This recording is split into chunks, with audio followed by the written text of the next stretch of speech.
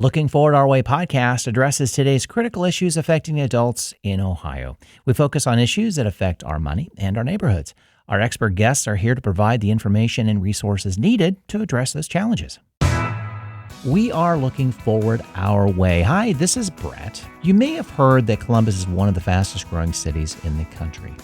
Or you may have read about devastating health issues such as the likelihood of infant death. Well, there are many rumors roaming the internet. The challenges impacting this region are real, but the strengths we share are prevalent. Today, we're going to dive into a report called Benchmarking Central Ohio 2024, which was commissioned by the Columbus Foundation to discern who we are, where we are, and the opportunities that lie in front of us. Let's welcome Matthew Martin, Director of Community Research for the Columbus Foundation. Thanks for joining us, Matt. Yeah, hi, Brett. It's so good to see you again. It's good to see you, too. Matt and I met up a long time ago at the foundation. We keep running into each other. You've been doing good work in the community for a long time. Thank you. Yeah. Thank you. Well, when the benchmarking study came out and I saw your name on it, I'm like, oh, yeah, this looks kind of interesting. It is this report really gave me, I think I know the community pretty well because I've been doing all this stuff for so long. Lots of stuff, lots of new information. And so that's why I thought it would be really to our advantage to hear some of the details and some of the assumptions and misconceptions that happen when people only hear rumors. Yeah. So we're gonna dive right into this. The report was provided in 2024. You took on that task to disseminate it throughout the community, but there is so much that we want to cover. But before we get into those details, we always like to know the ins and outs of our guests. So tell us about you, about your work, and your time at the Columbus Foundation. Yeah, well, thank you. I have been at the Columbus Foundation for 8 years now, working in the Community Research and Grants Management Department. I came to the foundation from the Kirwan Institute at Ohio State. So I'd been in that research world for a bit. I was there for almost a decade studying access to opportunity and community geography and what kinds of policies and investments can make places stronger and more inclusive. And so the opportunity to join the foundation really enabled me to take that perspective and lessons learned from studying communities, not just all across the state, but around the country, and enabling that to inform the grant making that we do and the community research and knowledge that we're developing on behalf of our donors and our community partners. Well, and I think folks don't realize that there is a lot of information that has to come together for these reports and how much advantage the city has, other smaller communities would have, groups like Morpsey would have, where they could actually see all this information in one space, in one place. And your job was to get it out there. Yeah, and I think that's one of the kind of strengths, blessings, but also challenges here in Columbus is that we are a really research and resource dense community. I mean, as a state capital, there's obviously a lot of research that's done around policy. As a land-grant university home, there are bright minds studying, all kinds of topics all the time. We actually take the time in Columbus to study things and research them and try and really understand the root of challenges here. But we have almost an ecosystem of research that is so vast that it actually can become challenging to make sense of it all. Yeah. And to come to the point where we say, okay, so what does all that mean and what do we do about it? If this is a trend or a pattern that we see, what can we do as a city, as a region, in the corporate sector, in the public sector, in the nonprofit sector? So a lot of it actually is kind of parsing through all the noise and pulling out like the true meanings and takeaways. I think in today's world, folks are seeing only the negative about research and science and where things came from and where they started. And yet we can't take care of issues and problems unless we know what happened and where we are today and what we want to have happen. And then the research helps fill those steps for us to get to that goal. And we're losing that flavor of research. Yeah. One of my favorite books in my undergrad program at Wright State in the Urban Affairs and Planning program there was How to Lie with Maps, which was based on an older book called How to Lie with Statistics. And, that's now 20 plus years ago now. Now you can really say that, we could write a book about how to lie with facts. Oh, yeah. Right. And there's a lot to kind of cut through these days. But, there's so many different dimensions to research. It's really about getting to the bottom of our challenges and our opportunities and figuring out how to leverage them. And you can research by, collecting quantitative data and looking at it from multiple angles. You can do interviews and focus groups, but it's really, at the end of the day, it's all collecting information to try and understand what's really going on and what would make a difference. Because our assumptions aren't necessarily what's really going on. Right. I always am teasing Brett that I'm the statistics person. I'm always every time we do a podcast, his questions are all littered with these numbers that I throw in there. And that's really why I wanted you to come and talk about this benchmarking, because it's not just boring numbers. There's information behind all of this. But I have to give a shout out to Brett's wife, Angie, who is on the faculty at Wright State. Nice. Exactly, yes. So hi to Angie and all of her colleagues who taught you well. Yeah, exactly. I met my wife there. I met some very dear friends there, and it definitely helped set a trajectory for my life and my career. So, Very cool. Yeah. Very cool. Good university. Yeah, exactly. Although Carol and I have worked with the Columbus Foundation for years, she introduced me to the foundation through my work at the nonprofit we both were a part of. There are many in our community who are not familiar with the organization. Can you give us an overview of the foundation's work and how that benchmark study fits into that mission? Sure. Yeah, we're a community foundation that was established in the middle of World War II. And the remarkable thing about that is, while everyone was paying attention to what was happening in Europe and in, all the theaters of war, there were at least a handful of civic leaders here in Columbus who were thinking about the future, beyond the war and the future here at home in Central Ohio and how to strengthen and improve our own community, even in the midst of, trying times around the globe. The first donation to the Columbus Foundation was made by Olga Anna Jones, who was a teacher and our city's first councilwoman. She made a $25 gift, and that was the beginning of the Columbus Foundation. Fast forward 80 plus years later, we're a $4 billion institution that's granted out as much money as has come in, basically. We help individuals, families, and corporate donors fulfill their charitable goals, and we support the missions and the work of nonprofit organizations. But really, the community is the object and the heart and soul behind what we do and who we are, and strengthening and improving the community for the benefit of all is really the heart and soul of the foundation. That, as Brett mentioned, I brought a different flavor of the foundation to our agency because I had worked with the foundation even under the previous director when I was in graduate school. And Jim Luck introduced me to the power of that community foundation. And it has grown enormously even in those years. But when you were saying about the woman who gave the first $25 donation, I realized my grandmother gave the first donation for what is now the Italian Cultural Center near St. John the Baptist Church in Italian Village.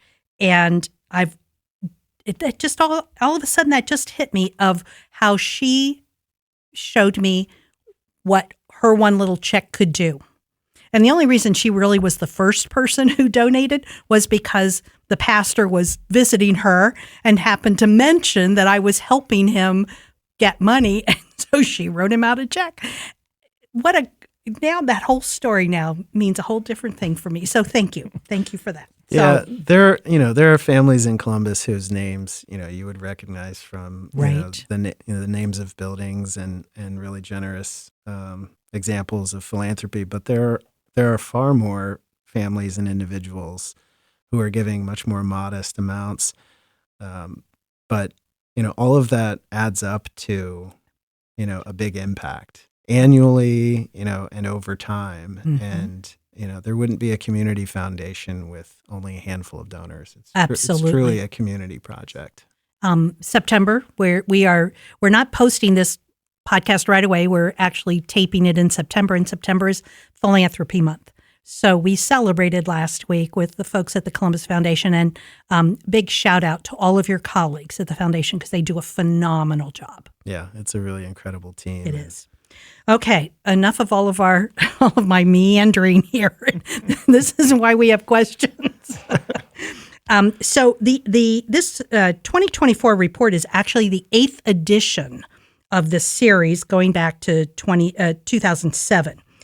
The report measures change and growth in the community, but that's kind of a simplistic phrase in a very complex world. Let's start our conversation on the purpose of the study and how and why it started and sort of the goals you hope to reach. Yeah, so kind of go back to your question earlier about how work like this fits into the mission of the foundation. We support and commission research to help inform, the grant making that we do.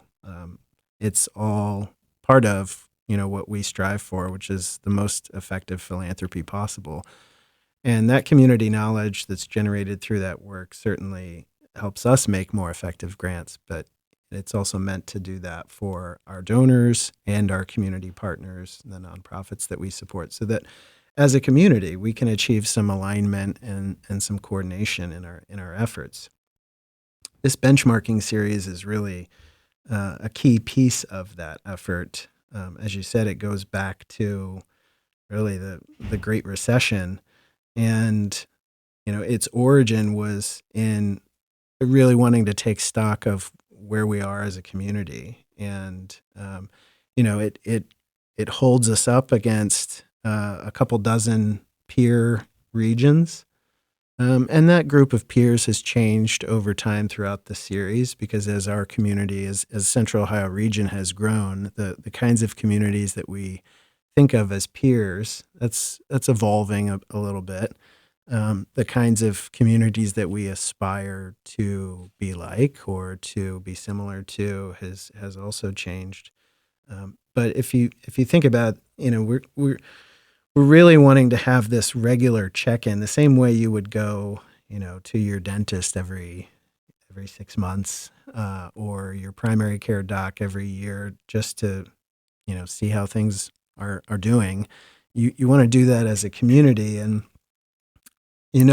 going into that you might see some of the things that are strengths about our community, but you might also see things in which we would want to grow. And so a lot of it is really trying to identify those things and help inform some of our next steps.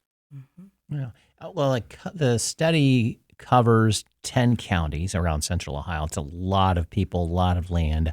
How are the parameters of the research structured to cover such a big area? Yeah, so it covers the 10-county metropolitan statistical area, and so that's a unit of geography that probably most captures the way our community functions. And that changed since 2000, It the beginning, didn't it? It does change. Yeah. It does change every so often. MSA boundaries get updated to reflect commuting patterns, really. And so, for example, Hocking County was one of the most recent counties added to Central Ohio, and that's because enough people have started commuting into Central Ohio from some of those what we think of as really outlying counties, and that phenomenon takes place all across the region as regions grow, as job markets continue to spread out throughout multiple county regions. And so it basically takes data at that 10 county MSA, which means a number of things, but it means that the data points in this report represent that entire region, but they don't necessarily reflect the reality on the ground in each individual census tract, because things vary across that 10 county landscape. These are all midpoints or averages for the entire region. So while there's a lot of utility in kind of seeing how Central Ohio stacks up to Cincinnati and Cleveland and Indianapolis and Nashville and Austin and Charlotte, it's actually also interesting when you start looking at some of the indicators and saying, well, but it doesn't feel like that in my county or in my neighborhood. Right. Then you start to peel back some of the layers of the onion and say, well, why do you think that is? What's going on there? If it doesn't seem that way in your nook of the region, what must it be like in some of the other places, good or bad, challenging or opportunistic? So I think it also can help us get to some of the disparities that exist here locally. So, Matt, when we were discussing this report, you and I, earlier in the year, I asked about the findings, and your response surprised me. The study doesn't give recommendations. Not, everybody thinks a report's only going to tell you what you got to do. Instead, through analyzing the data, it can confirm what we have assumed about our region or dispel those myths about the makeup of a community, but it can highlight our strengths, as you mentioned, while defining challenges. Tell us a little bit more about why this is important, that you're not giving us answers. Yeah, I mean, collecting the data is, it isn't everything, but when you look at some of the same indicators, edition after edition, and you kind of are forced to kind of look at it on its face. There's a handful of indicators in this series that, unfortunately, we have not improved in throughout the series. If you go back and look at kind of small business, startups, and minority owned businesses and business enterprises, unfortunately, if you look at things like infant mortality, these are numbers that in some cases, despite our best efforts, are just that we continue to lag in. I think the value in having to kind of look at the data, every so often, is that it can kind of cut through our biases, our ability to kind of wish for the best or have wishful thinking, and it forces us to come back to the table and say, like, what are we missing on this? Or Right. like, for the communities that are doing better than us, like, what can we learn from them? Because there are places, there are regions in this cohort, in this study, that are doing much better on some of these things, on things like infant mortality. And I don't think that we need to be afraid of confronting those issues as a community, because we have some great initiatives underway that we've started because we realize some of these things. But we also need to be open to learning and to kind of coming back to the drawing board together. And so the recommendations and the what's next really comes out of the community conversations that happen once this report comes out. We had a successful launch of it in the fall last year with the Columbus Metropolitan Club. They did a 2-part series where we began to really unpack some of the key takeaways, and I think that's where it becomes a community asset, when we can kind of dig in together and start talking about what it's really telling us about our community. There are policymakers, administrators, executive directors who are making decisions about utilizing funding or getting funding to take care of an issue, whether it's housing, transportation, infant mortality, or whatever. And this study is not going to just tell them what's going on here, right? But if Austin is doing a better job on infant mortality, what are they doing that better utilizes the resources? We use a lot of resources in this town, and it does not all come to a positive end. Yeah. It doesn't fix the problem. And so, if we can come up with information that leads us on a better path, that's why this research is so important. Yeah. And I almost liken it to the commitment to improvement that you might see or hear about with Coach Day and the Buckeyes, where no matter if there was a win or a loss on Saturday, they're going to go watch the film. Right. All right. And even if we won 70-0, we're going to be looking for things that we can do better next time.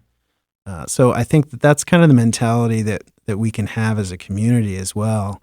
There's a lot to celebrate in Central Ohio. I've been participating throughout this year in Leadership Ohio, and it's taken me around the state to learn from other communities, many places I know and love, like the Dayton area, but other parts of the state that I wasn't as familiar with, and in so many ways you see the hardworking, grit that is Ohio, but you also see that what's going on here in Columbus and in Central Ohio, what things that we feel like are normal to us aren't so normal throughout the rest of the state. And there's a lot, obviously, for us to make sure we're not taking for granted here in terms of the growth and the economic development and the jobs. Those are things that we can't take for granted. Even in all of that, though, even in our growth and the great headlines about being,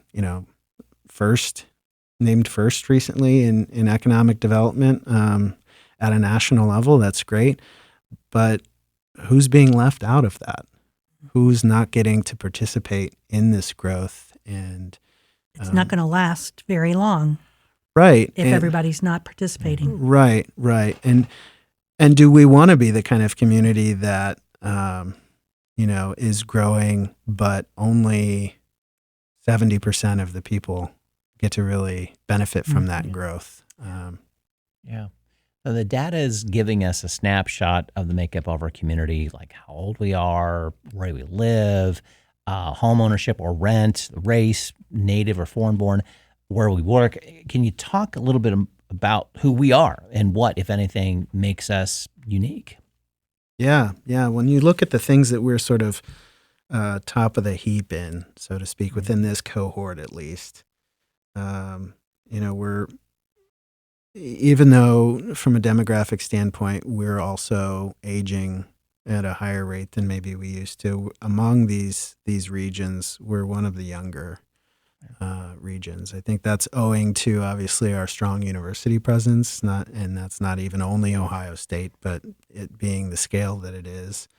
Being a state capital obviously is a big part of that, and just our mix of industry. So I think there's a lot of things that keep young people coming to Central Ohio, and I think one of the things we're getting better at is keeping them here. Creating the kinds of opportunities that make them want to stay and be part of what's happening here. We have one of the best library systems in the country. Library visits per capita, we're second in the nation in that. And we have a relatively low unemployment rate compared to a lot of places. What's interesting, though, about the things, just looking at rankings, for example, we're in the top 5 in the gender pay equity indicator, but it's still like 81 cents or 84 cents on the dollar. So when we're looking at these sort of strengths, if you will, it's important not just to look at the ranking, which we all know that in Columbus we can get really obsessed with rankings, especially in the fall, right? Exactly. But We're not number one. We don't care. But actually, what's the objective? What's the objective here? Well, pay equity would be that everybody gets paid what they're worth and equitably compensated for like work, right? That's what we're aiming for. We're aiming for 100 cents on the dollar. 1 to 1. Yeah. Right. Yeah. Right. So celebrating that we're in the top 5 is kind of tone deaf if we're still in a place where we don't really want to be as a community. So there's things like that. One of the more gender inclusive communities in the Midwest and in this cohort, a volunteer rate that exceeds most of the cohort as well. Although that doesn't seem to translate in charitable giving as strongly. And so that's even something that, That's interesting. we're like taking a harder look at as an institution. And what does that mean? What does that one data point really reflect? And what kinds of things can we do? Which, this is part of our mission all the time, is to think about how to inspire greater generosity in the community. We do that obviously through things like the Big Give and the Big Table, where you're inviting everyone in the community to participate in it. But yeah, so those are some of our strengths. We're in the bottom 5 in a handful of public health measures, and have been there for a while. So things like overdose deaths and adult diabetes rates and the infant mortality rate that I mentioned earlier.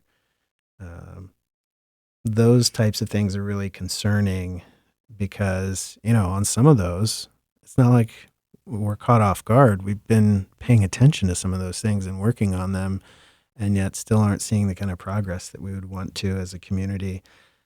Some of that speaks to the way that these things are tied into bigger phenomenon in our community, and actually that's a big part of this report and its comprehensive nature and having 55 indicators is that, it's meant to kind of help us see the big picture of the community and not just focus on one or two things. We've done really well in job growth as a region over the last couple decades, but we really took our eye off the ball on housing. And now you see that we've underbuilt for years, and that's something that we need to pay more attention to. But while we're paying attention to housing, it doesn't mean that we can take our eye off of infant mortality or assume that things will be fine over there in the early child care space if we just keep building houses. You've got to work on all these things simultaneously and lean in together as a community. And some of those things can be interlocking as well, too. One can affect the other. It's a domino effect. That's right. You fix this, then it kind of goes into that, goes into that, goes into that. That's right. And maybe it's not necessarily figuring out what is the first domino to fall, but any of them can help with the wave. When you're taking the statistics on a 10-county basis or conglomerate, are these issues looked at differently by each county? I know the report has to be at that 10-county area, but there are some entities within that 10-county area that could probably use specific information and the synthesis of all that data for just their particular region. For instance, Madison County looking at infant mortality is tremendously different than Franklin County looking at infant mortality. So is that information available to the entities who are in need of it? So this study doesn't necessarily break down all these data points at a sub-county level, but our friends at the Mid-Ohio Regional Planning Commission do a really good job of breaking down quite a few of these at a county and municipal level. I mean, their membership is made up of communities from all across not only that 10-county region, but even a 15-county region. And so they are pretty consistently pulling some of these data for their member communities. And there are other partners like them in the region that help disaggregate. What's interesting is that sometimes you find that there are certain challenges that are sticky in rural areas and urban areas alike. Right. So, something that we've been paying attention to since the beginning of the pandemic, like a lot of folks have, is digital skills and access to devices and affordable high-speed internet. And some of those challenges are actually pretty consistent across rural and urban areas for different reasons. In rural areas, it's more that the technology just doesn't reach some places. In urban areas, it may be that there's only one or two providers, and so there's essentially a monopoly, and there's nothing really affordable, and there aren't updates being made to the grid. But the result is the same for households in their efforts to access, educational opportunities, healthcare, jobs, things like that. Mm-hmm. Well, I just keep thinking, my county, Delaware County, is such a strange conglomerate of things going on because of that whole Polaris Parkway build that changed the flavor of what had been a very rural county. Mm-hmm. Other than the city of Delaware, it was just small towns and farmland. And then suddenly the farmers started selling land across the southern part of the county. So even within a county, this data would be really interesting broken down. But as you said, our friends at Morpsey do a great job of doing that. So wonderful. They do, and they're obviously really, locked arms with partners in and around Licking County right now with, all the growth that's happening there and is expected to happen there. And, even at the county level, there are partners coming together to, try and develop a plan and a path forward. It's interesting you touch on, the urban rural, a part of the region that once felt not that long ago felt really rural, is now seeing this development. Oh, right. And one of the things that pops up in this study is our use of land and our loss of agricultural land. And as it turns out, if you think about what are the ways to preserve some of our small towns, some of those rural areas and the agricultural or pastoral feel, in a lot of our community, the answer is density in the cities, density in the metropolitan area, because that's what's going to take development pressure off of those rural areas. And if we're using the infrastructure we already have and making sure we're not underutilizing it, then we're kind of working on multiple things at once. I don't know that many people understand how much of our growth, our population growth in recent years is owing to our immigration from refugees, but not just refugees, and not from one particular part of the world, and not from one particular economic status. We actually have a really remarkably diverse international community that, in this cohort at least, it's one of the most diverse, and it's one of the most recently arrived communities proportionately. But it makes up 70% of our population growth. And I've heard recent study from he was a gentleman from Jewish Family Services talking about this on another podcast, that those refugees, those immigrants, have a high percentage of success in regards to starting a business, actually adding to the community. Yeah. Versus what our perception of them being a drain. They're not. Right. They're creating. They're new, adding to our yes. community in a much bigger way than we probably ever thought they could. Yeah. Yeah. And even like there are neighborhoods that have experienced some economic revival. Like Northland is a great example. Absolutely. Like they've brought that community back to life, and in the absence of like a real plan or strategy from the city or the county, even. Yeah, and sometimes you just need to lay off of it and let it happen organically. Create possibly. fertile soil. Yeah. You know, Columbus has always been a huge hub of immigration, going back to the Germans and Irish, and then the Italians in the early 1900s. But we're back to actually the last time that immigrants and refugees made up a proportion of Franklin County, at least that they do now, was like the 1890s. Mm-hmm.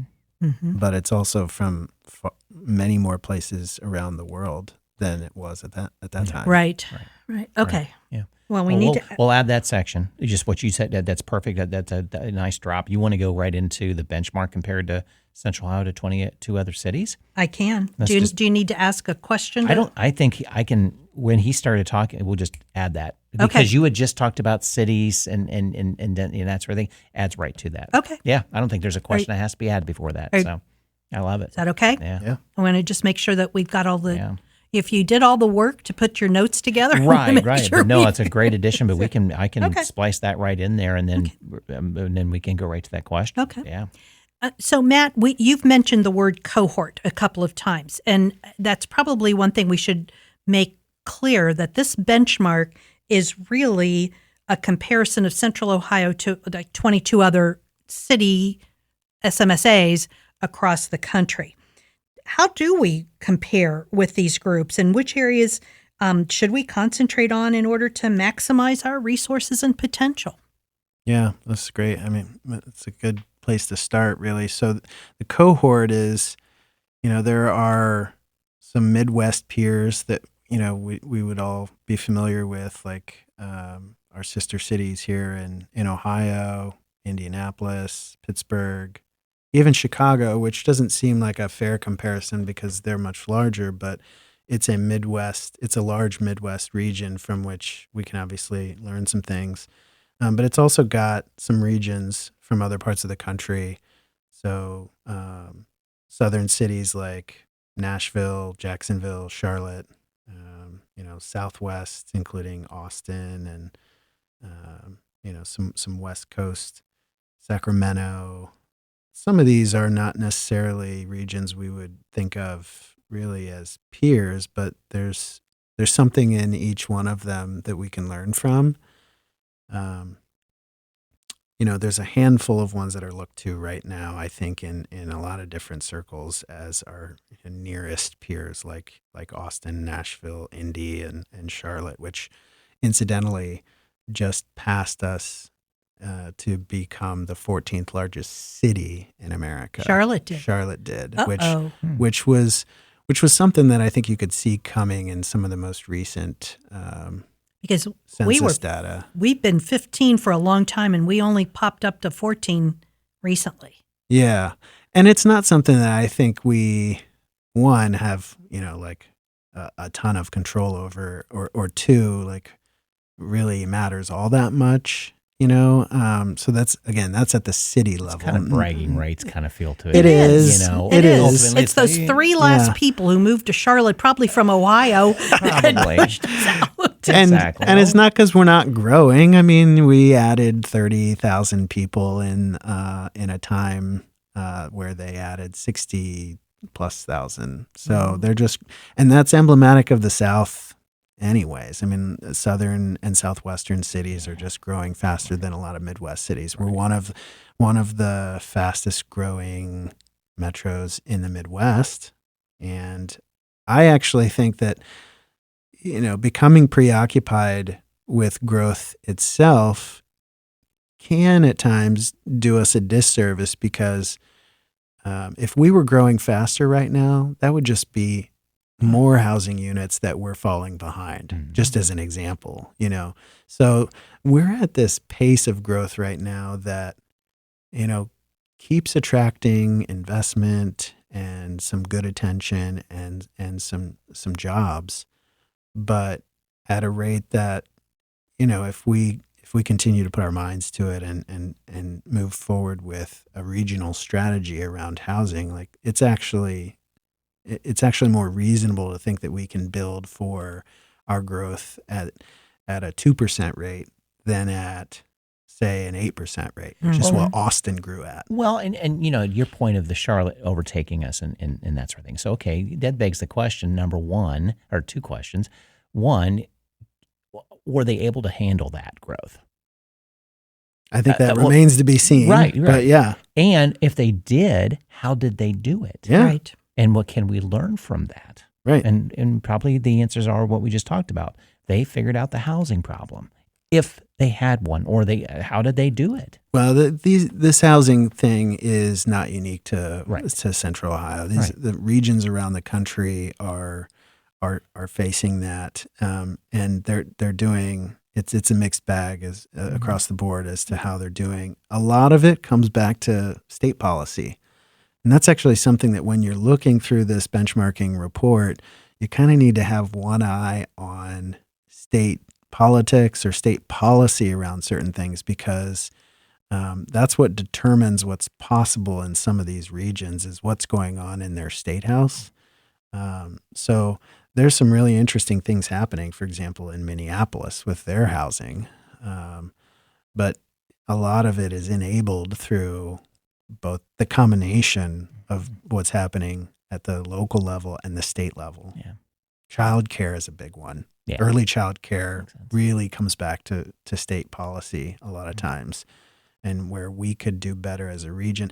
And that speaks to how, we can lock arms with other regions around Ohio and say, we're all struggling with this issue.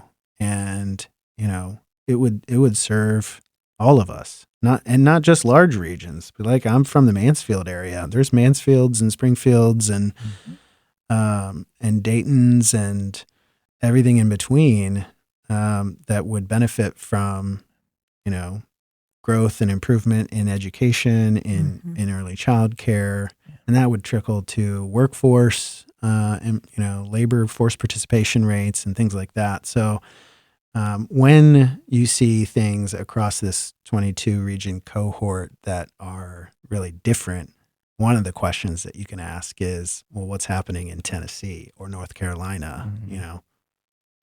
Yeah. It is, when you're looking at those 22 other cities, you're collecting data at the SMSA level. At whatever number of counties makes up their MSA. It's Right. not always 10 counties, but yeah, Right. that metropolitan statistical area. So the benchmark study can really look at just Ohio cities with some comparisons and really come up with the overall issues so that at the state level, policy can come into play.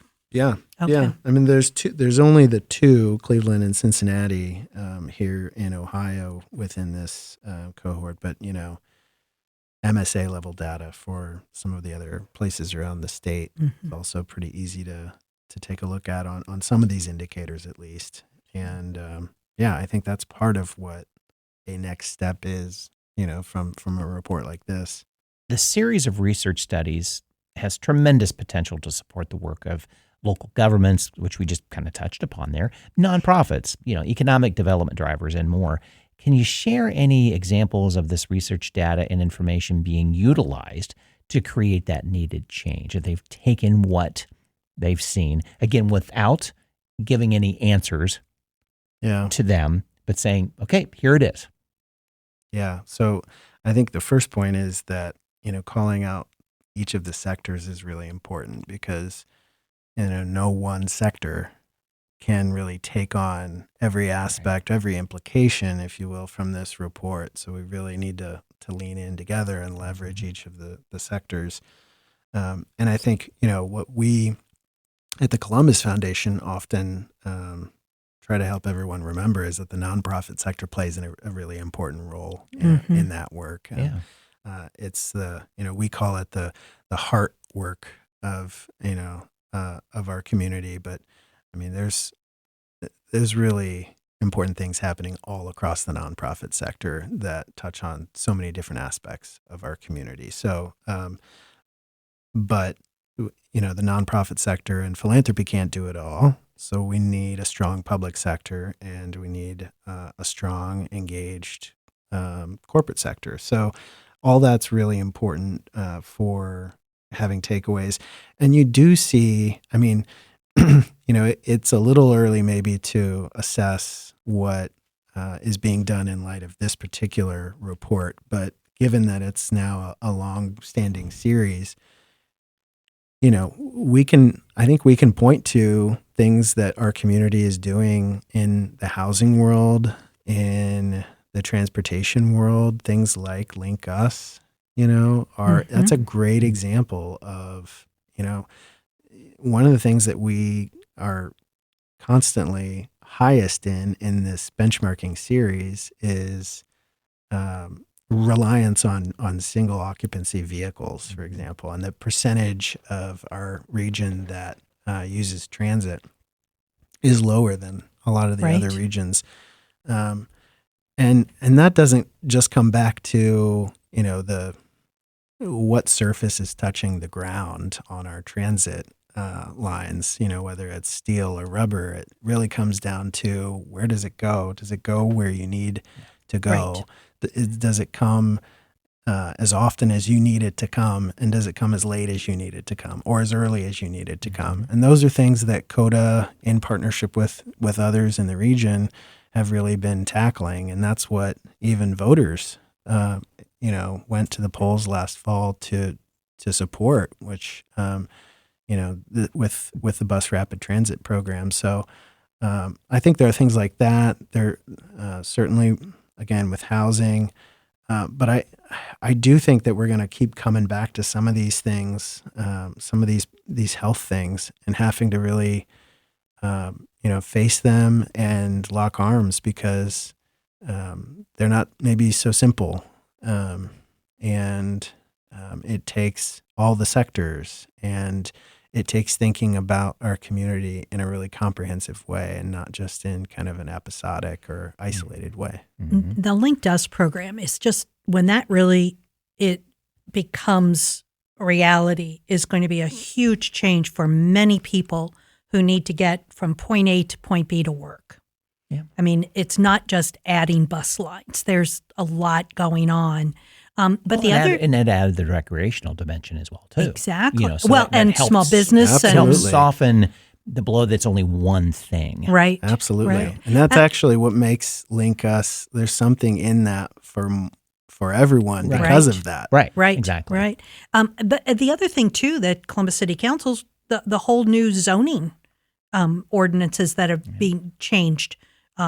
You can't fix housing if developers can't build. Or build like it's in the 1950s. Right. Exactly. Yeah. You just can't. The city of Columbus is setting a really good example by going and addressing this and updating the zoning code so that we can build for the city that we are and are becoming. So much of what they did in phase one of that was to just enable us to build more along our densest corridors, in a way that just makes so much sense. Leveraging what we've already built, leveraging in some cases infrastructure that's been underutilized for a long time, as some of the urban core neighborhoods did experience population decline, in the last, say 3, 4, 5 decades. Those neighborhoods, as many are in Columbus, are growing as well, and seeing some population growth. So we've got assets that we can leverage more as a community to tackle our growth challenges. This is always an incredible opportunity to hear about information and resources available in our community. And thank you so much for coming to see us. This is I love talking about the foundation over and above everything else, but it's really important for us to not just hear about this, but to know there are plans out there, things that are educating us about the needs of our community based on the facts that are available. Yeah. And that's important. We always give our guests the last word about what they think the audience should know at the end of the podcast. Any additional information that you'd like to provide? And also, we're kind of wondering about what's the next steps? What are the future steps for the benchmark? And is the next study scheduled? Yeah. So I think something I've really become passionate about with as it relates to research in our community is this idea that, you learn things from each report and study that come out, and it feels like there's one that comes out at least every few weeks. There's a new study finds XYZ, right? And I think we're pretty used to it being positive things, but occasionally things come out. We're like, ooh, that hurts. We're going to have to pay more attention to that. Like falling from 14 to 15. I'm thinking more like our air quality and those types of things. When we've seen some kind of negative studies on that, and we need to obviously pay attention to that. Some of that's outside of our control, but there are obviously things we need to be doing on that front. But we have started in the last few years to put together kind of a year in research in review kind of piece or two, because these studies come and go in the news cycle, and we can tend to forget about them. And there's no real place where you can kind of go back and review the body of research, if you will. What might all these disparate studies and reports and plans be telling us in the aggregate?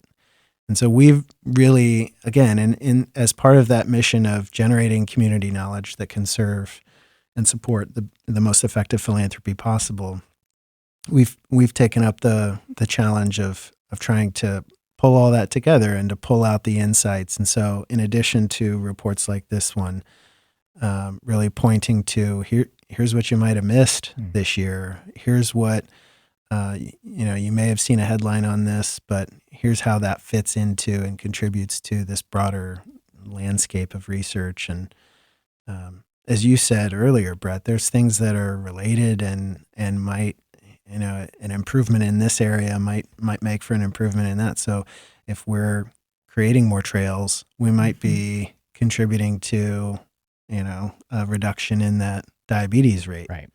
So, if we're seeing things in research that maybe seemingly are independent or separate, maybe there's some ties and some connections. So we try to pay attention to. It's impossible to kind of keep tabs on everything, but we try and kind of make sense of all that information that we can. So is that something then that the foundation distributes?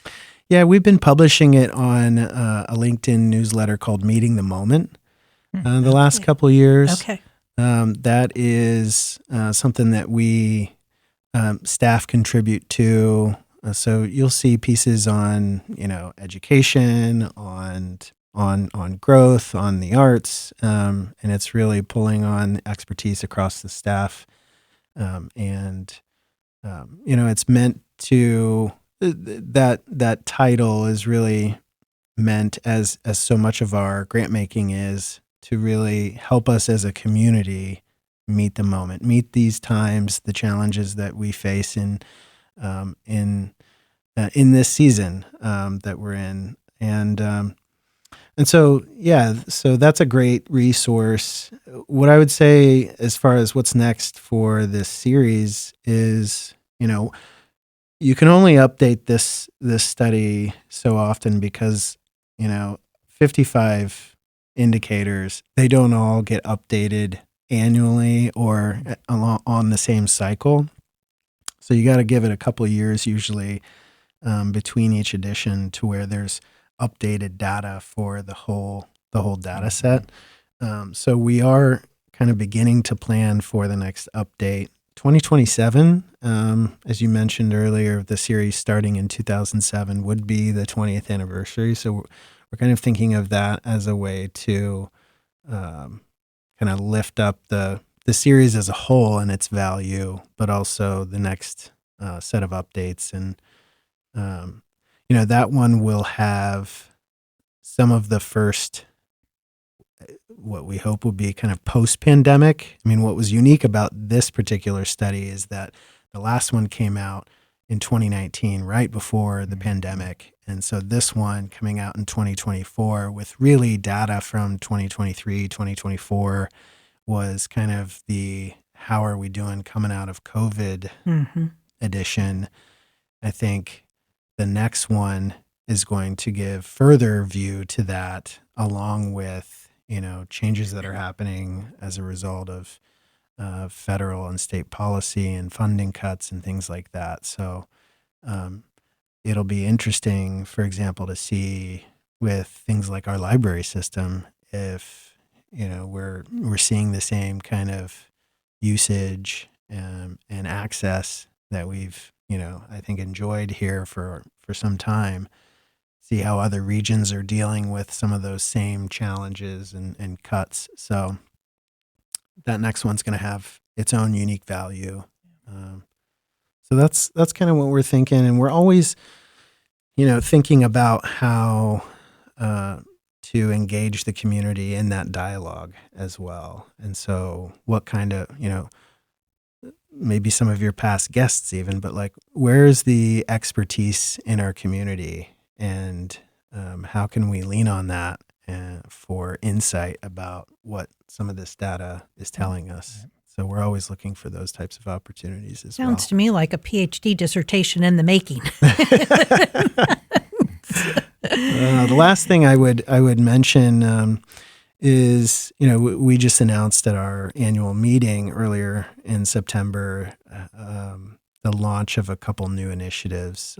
One is the Center for Change Management, which is really an expansion of our efforts to build capacity within the nonprofit sector and helping the sector think through some of the current fundraising challenges for sure, but also changes in technology, how to make sense of and leverage AI appropriately. When things like mergers and acquisitions make sense, how to do that well, how to do that in a way that honors the past of organizations that might be sunsetting or being absorbed, but also, doing it in a way that carries forward the mission and the kind of the heart of those services. And just thinking about how to help organizations confront even unique challenges around space. There are organizations that aren't necessarily emerging, but they're becoming roommates. And so how can you do that effectively to help them save money, but also stay mission oriented and aligned? So that center is oriented around assisting with all of those considerations. And then we launched a second iteration of an emergency response fund that we had initially launched back at the beginning of the pandemic.